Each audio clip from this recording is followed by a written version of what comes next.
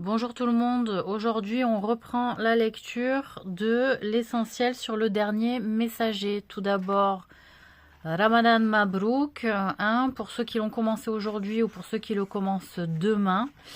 Sachez que l'essentiel est de ne pas se diviser, de se disputer. Ça arrivait à l'époque déjà de se tromper dans les premiers jours à l'époque du prophète, salallahu alayhi wa sallam. Il arrivait que les gens se trompent parce qu'on n'avait pas forcément la vision de la lune, qui parfois était cachée.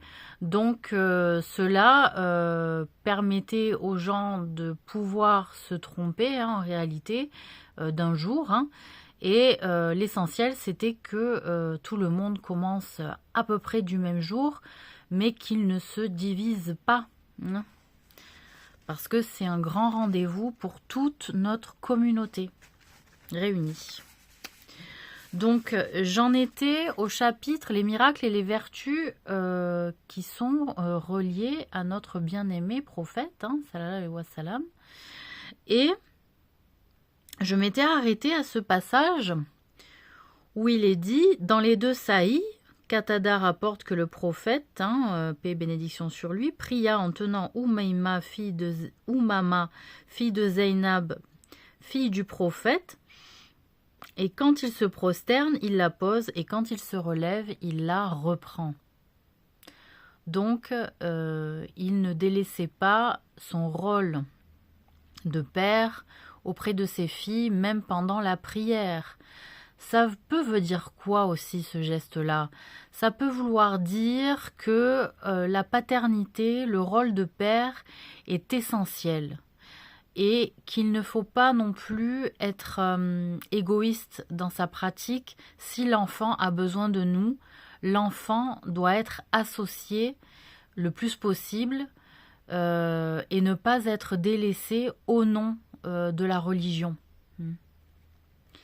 Un jour, le prophète pria le Zohr, ou le Asr, alors qu'il porte Hassan ou Hussein, ses petits-fils. Il le pose, fit le takbir. Sa prosternation était si longue que les gens, après la fin de la prière, lui demandèrent « Ô messager de Dieu, tu as fait dans ta prière une si longue prosternation qu'on a cru qu'il se passait quelque chose ou que la révélation était en train de descendre sur toi. » Il répondit « Tout cela n'était pas, mais mon fils s'est mis sur mon dos et je n'ai pas aimé le presser jusqu'à ce qu'il finisse ce qu'il faisait. »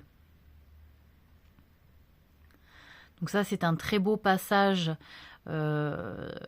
d'empathie du grand-père envers l'enfant, parce que aussi on peut penser que c'est Dieu qui joue parfois avec la patience du prieur et qui joue au travers de l'enfant. Et donc, il est parfaitement intéressant de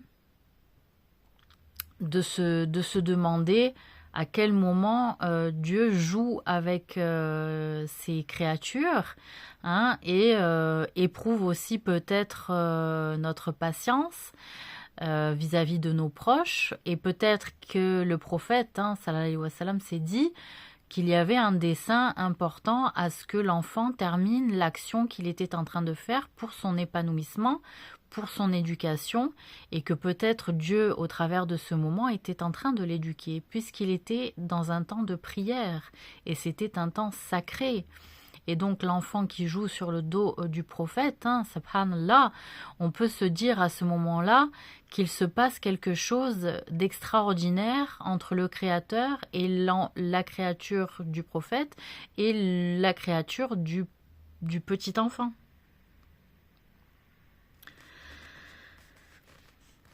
Un jour, un homme se présenta à lui, mais dès qu'il le vit,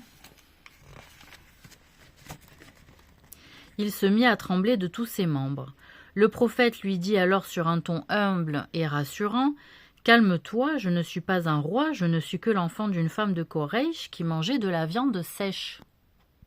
Rappelle-toi d'où je viens, rappelle-toi de qui je suis venu au monde. Et je ne mangeais pas des mets extraordinaires. Ma mère n'a pas mangé des denrées sacrées pour sortir le prophète, paix et bénédiction sur lui, de son ventre. Non. Elle a mangé comme tout le monde. Et un prophète est né, malgré tout. Hein. Le cheikh al-Bousiri, dans sa célèbre Bourda, nous livre quelques éléments de l'humilité du prophète et son ascèse. Je ne me suis point conformé à la tradition de celui qui par ses prières nocturnes dissipait les ténèbres avec une constance telle que ses pieds enflés le faisaient atrocement souffrir. Et à qui il arriva d'être épuisé par la faim et de serrer sa ceinture après avoir placé une pierre entre celle-ci et ses flancs délicats. Donc c'est ce que faisait le prophète, paix et bénédiction sur lui. Lorsque des montagnes élevées changées en or s'offrirent à lui pour le séduire, avec quel dégoût il s'en détourna. Son dénuement renforçait chez lui l'ascèse, détachement du monde, car le dénuement ne saurait avoir raison de l'impeccabilité. Parce qu'en réalité, il y avait une certaine rivalité entre le fait de choisir l'ascèse comme pratique spirituelle et religieuse, ou plutôt la quête de la perfection, d'être impeccable, et qu'en réalité, même le prophète, sallallahu alayhi wa sallam, ne s'est peut-être pas senti... en tout cas, à garder une humilité en choisissant l'ascèse pour ne pas dire qu'il serait parfait et impeccable à tout moment. Il n'a pas choisi cette voie-là d'impeccabilité, d'accord, et de perfection au travers de ses comportements, même s'il était, pour les humains, un être parfait. Mais il a choisi plutôt l'ascèse comme une voie plus sûre de l'élévation de son âme. Parce que toujours, l'impeccabilité et la quête de la perfection fait aussi parfois vaciller ou zigzaguer ou grossir l'ego.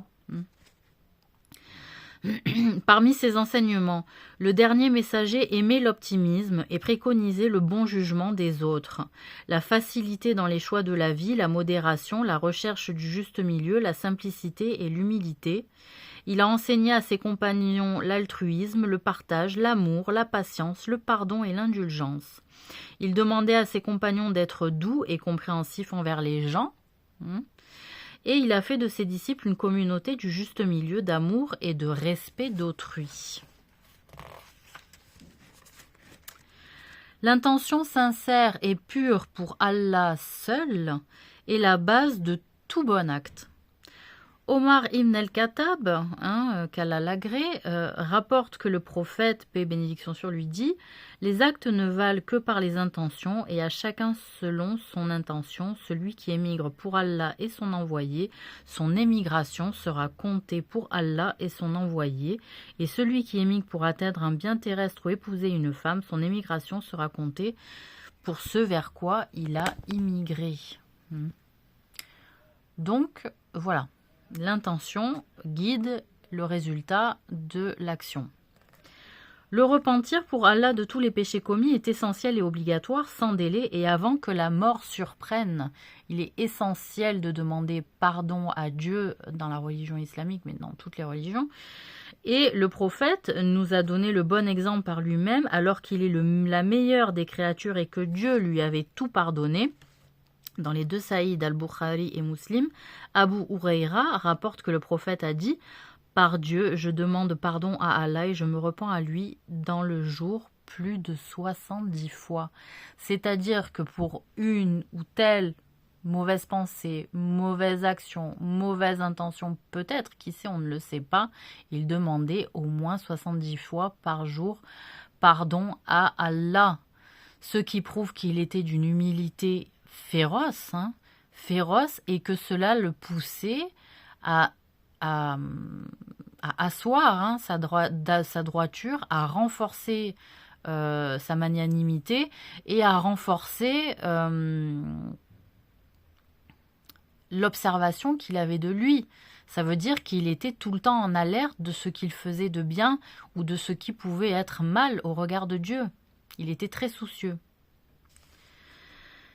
Et dans le Saïd de Muslim, il est rapporté que le prophète a dit « Allah est plus heureux du repentir de son serviteur que celui qui était sur sa monture dans un désert, puis sa monture s'est échappée de lui avec sa nourriture et sa boisson. Il s'assied alors désespéré de le retrouver à l'ombre d'un arbre, puis il la retrouve devant lui ensuite, il la prend et il est si heureux qu'il dit « Tu es mon serviteur et je suis ton Seigneur ». Qu'il dit suggérant par erreur, hein, tu es mon serviteur et je suis ton Seigneur. Le musulman croit en tous les prophètes. Donc, on va juste s'arrêter sur celle-là. Allah est plus heureux du repentir de son serviteur que celui qui était sur sa monture dans un désert. Voilà. Donc, c'est-à-dire que le serviteur, quand il retrouve sa bête qui s'était échappée et qui dit « Tu es mon serviteur et je suis ton Seigneur », il préfère la créature qui aurait réagi en disant pardonne-moi, j'ai stressé, je me suis à un moment donné égaré, ma bête s'est échappée, désespéré, je me suis voué finalement à Dieu et qu'une fois retrouvé, eh ben, il a vite oublié Dieu. Au lieu de demander pardon à Dieu, il s'est enorgueilli, hein, en disant tu es mon serviteur et je suis ton Seigneur. Voilà. Donc Dieu préfère la créature qui se repent, hein, plutôt que celui qui s'enorgueillit après avoir été éprouvé.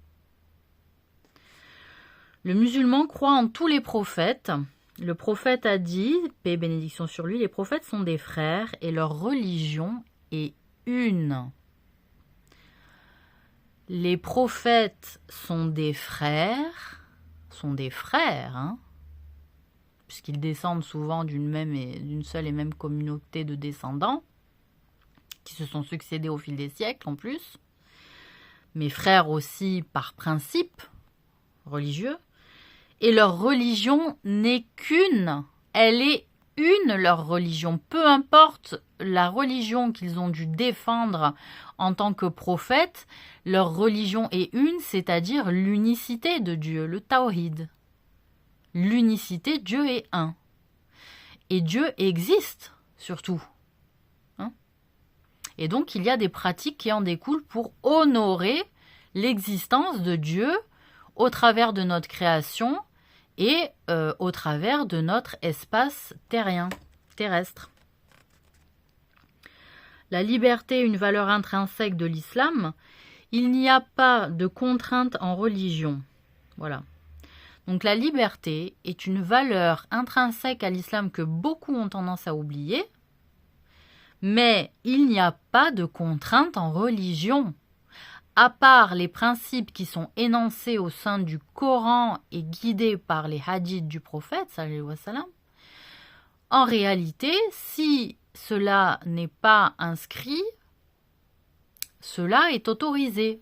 Si l'interdiction n'est pas inscrite, il est commun, hein, pour le droit, pour le fiqh en islam, de dire que alors cela est autorisé, s'il n'y a pas d'interdiction clairement énoncée. Les exégètes rapportent que ce verset a été révélé à propos d'un homme musulman médinois qui a voulu convertir de force ses deux enfants chrétiens à l'islam. Ce verset est ainsi un rappel à l'ordre pour lui et pour tous ses semblables. Voir les détails de l'explication de ce verset chez Al-Qurtubi, Ibn Ajiba ou Al-Bidawi.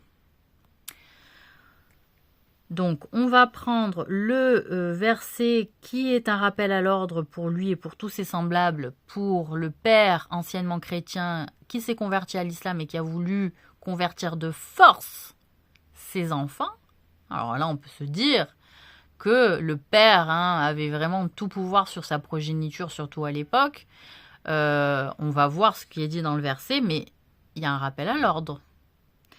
Tu n'es envoyé que pour faire le rappel. Tu n'es envoyé que pour faire le rappel. Donc, sourate 88, versets 21-22. Je n'ai pas le nom de la sourate, excusez-moi. Sourate 88, versets 21-22. Tu n'es envoyé que pour faire le rappel. En aucun cas, tu ne seras à leur rencontre un dominateur. Tu n'es envoyé que pour faire le rappel. En aucun cas, tu ne seras à leur rencontre un dominateur.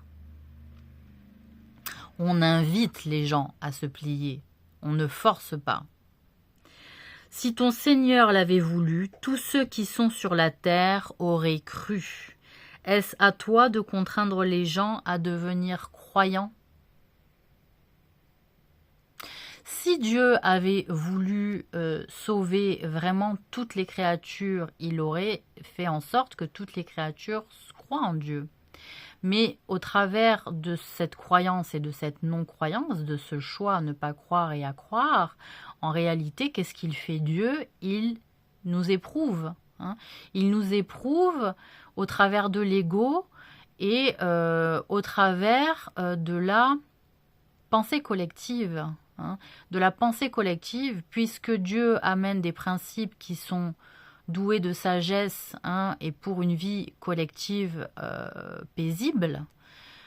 Cela est une lourde épreuve pour des personnes qui, par exemple, ne ressentent pas sa présence et qui, parfois, rejettent, pas tout le temps, pas toujours, il y a des non-croyants qui sont pour une paix collective aussi, mais les méthodes et par le biais par lequel ça va se passer, ou alors les principes vont ressembler à ceux des religions. Mais on prend les principes et puis on délaisse le cœur du sujet puisqu'il s'agit de croire en l'être qui est créateur ou pas. Donc, si ton Seigneur l'avait voulu, tous ceux qui sont sur la terre auraient cru. Est-ce à toi de contraindre les gens à devenir croyants? Sourate 10, verset 99. Voilà.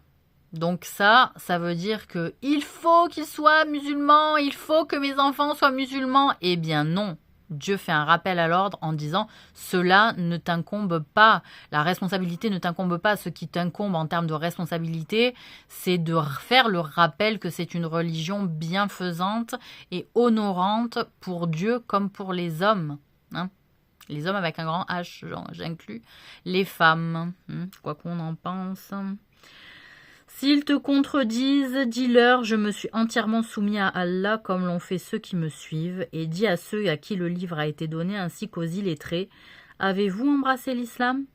S'ils embrassent l'islam, ils seront bien guidés, mais s'ils se détournent, ton devoir n'est que la transmission du message. Allah sur ses serviteurs est clairvoyant. C'est-à-dire que si Allah laisse un serviteur se détourner du Coran, malheureusement, la clairvoyance d'Allah a percé les intentions de la créature.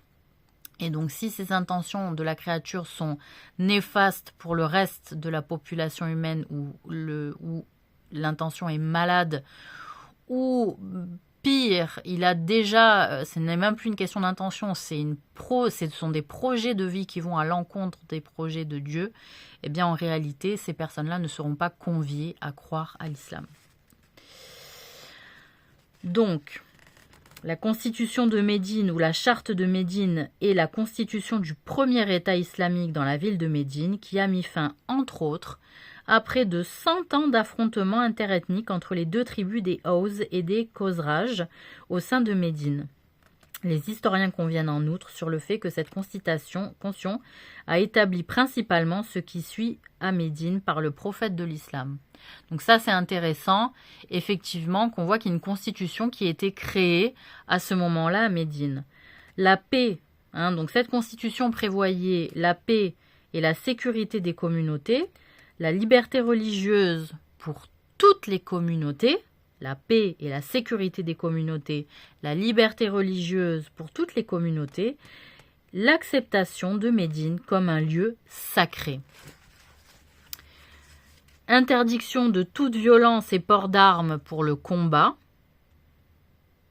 en dehors des temps de guerre, de bataille. Sécurité des femmes. Aucun croyant monothéiste ne doit en tuer un autre ou soutenir un non-croyant au détriment d'un croyant, c'est-à-dire quelqu'un qui croit dans le monothéisme, un chrétien ou un juif, ne doit pas s'en prendre à un autre croyant du monothéisme et ne doit pas s'associer avec un non-croyant contre un croyant. La protection de Dieu est sur tous les croyants monothéistes, indépendamment de leur classe ou de leur origine tribale. Donc peu importe qu'on soit chrétien, juif ou musulman, la protection divine est présente. Les croyants monothéistes doivent s'entraider. Hashtag belle époque aujourd'hui. Les juifs ne font qu'une communauté avec les croyants, donc c'est-à-dire qu'ils ne font qu'un avec les autres croyants et qu'ils cessent de faire un schisme entre les chrétiens, avec les chrétiens et avec les musulmans en réalité. Les juifs peuvent continuer de professer leur religion et la liberté de pratiquer leur religion est garantie. Donc il était hors de question qu'on force les juifs à se convertir à l'islam. Il a garanti, le prophète, paix et bénédiction sur lui, ce qui était indiqué. Les juifs peuvent continuer de professer leur religion et la liberté de pratiquer leur religion est garantie. Voilà, comme les chrétiens d'ailleurs. Le texte connu sous le nom de Constitution de Médine, appelé également Charte de Médine, est tiré du livre d'Ibn Ishaq, dans lequel il figure sous le titre « Le pacte entre les émigrés et les Ansars et la réconciliation avec les Juifs ». Donc je vais m'arrêter là pour aujourd'hui parce que ce chapitre est très long.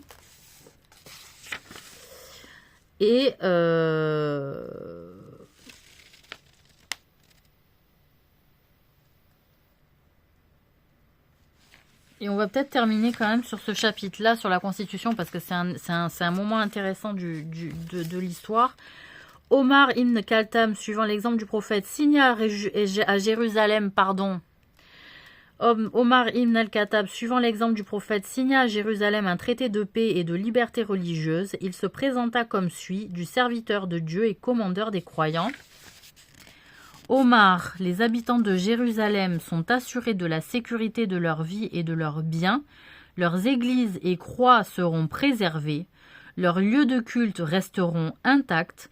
Ils ne pourront être confisqués ou détruits. Ce traité s'applique à tous les habitants de la cité. Les gens seront tout à fait libres de suivre leur religion. Ils ne devront subir aucune gêne ou trouble. Donc on voit bien que l'islam n'est absolument pas belliqueux dans sa pratique et dans la gestion de communautés d'autres croyants. Le patriarche orthodoxe, ou même de non-croyants d'ailleurs, le patriarche orthodoxe de Jérusalem publia le 1er janvier 1953 une copie de l'original du manuscrit de la librairie Al-Fanar, dans un des districts administrés par Istanbul, de ce qui serait l'assurance de Omar, bibliothèque du patriarcat de Jérusalem, document 552. Déclaration sur les droits de l'homme en islam adoptée le 5 août 1990 au Caire, en Égypte, lors de la 19e conférence islamique des ministres des Affaires étrangères.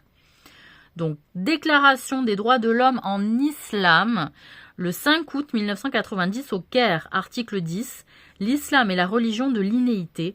Aucune forme de contrainte ne doit être exercée sur l'homme pour l'obliger à renoncer à sa religion pour une autre ou pour l'athéisme. Voilà. C'est une liberté de conscience qui est respectée pour tous les musulmans. Voilà, elle doit être respectée, cette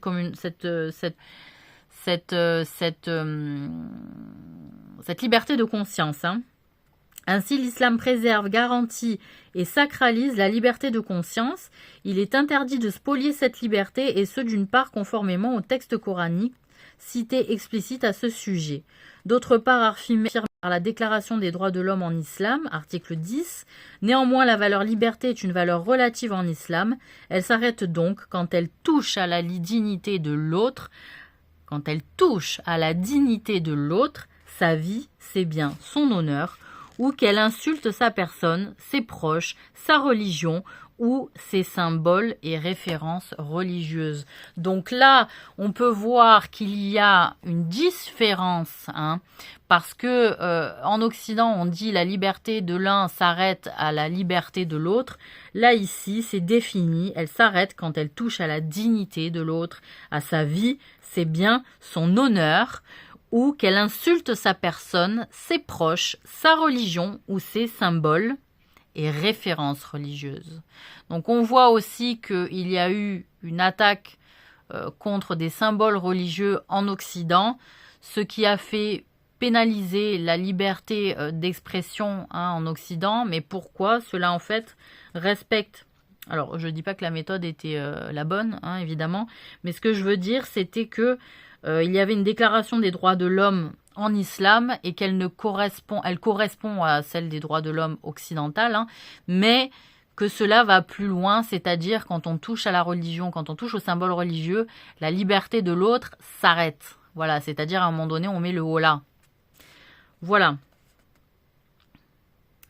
Donc voici, on va quand même lire la suite parce que c'est très intéressant.